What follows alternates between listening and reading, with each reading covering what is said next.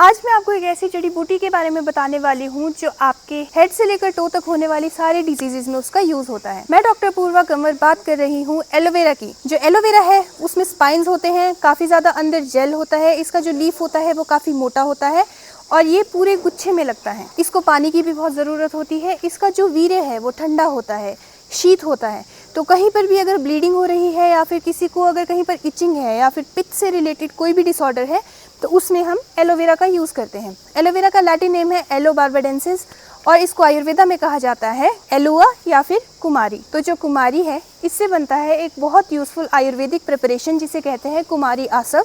और जो heavy bleeding है, फीमेल्स में अगर हैवी ब्लीडिंग हो रही है तो उसमें इसका यूज़ किया जाता है।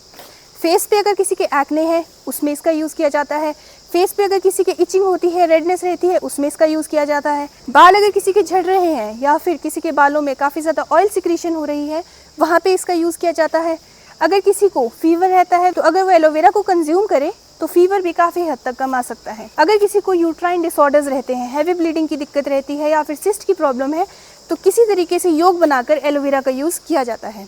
अगर किसी के पैरों के तलवों में जलन रहती है तो अगर वो रात के समय सोते टाइम एलोवेरा की जेल को पैरों के तलवों में रगड़े तो वो भी काफ़ी यूज़फुल होता है।